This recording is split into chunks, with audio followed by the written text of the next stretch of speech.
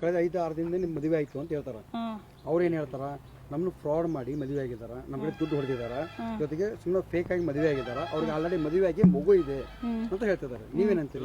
ನಮಗೇನು ಮದುವೆ ಮಾಡ್ಕೊಂಡಿದ್ವಿ ನಿಜ. ಅದು ಬ್ರೋಕರ್ ಅವ್ರಿಗೆ ಹೇಳಿ ಎಲ್ಲ ಒಪ್ಸಿ ಮಾಡಿದ್ದಾರೆ.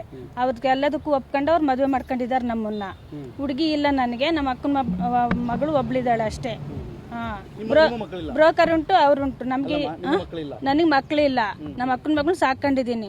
ಫಸ್ಟಿಗೆಲ್ಲ ಎಲ್ಲ ಹೇಳ್ಬಿಟ್ಟು ಅವ್ರಿಗೆ ಇದು ಮಾಡಿರೋದು. ಅವ್ರೆಲ್ಲ ಒಪ್ಕೊಂಡೆ ಮದುವೆ ಮಾಡ್ಕೊಂಡು ಬಂದಿರೋದು ನಮ್ಮನ್ನ. ನಮ್ ಬೋವಿಸು. ನಾವು ಲಿಂಗಾಯತ್ರ ಅಂತ ಹೇಳಿಲ್ಲ, ಬ್ರೋಕರ್ ಅವರು ಮಾತಾಡ್ಕೊಂಡು ಅವ್ರು ಹೇಳಿದಾರೆ ಅಷ್ಟೇ. ಯಾರು ನಮಗೇನು ಹೇಳಿಲ್ಲ, ಅವ್ರವ್ರು ಮಾತಾಡ್ಕೊಂಡು ನಾನು ಮದುವೆ ಮಾಡ್ಕೊಟ್ಟಿದ್ದಾರೆ.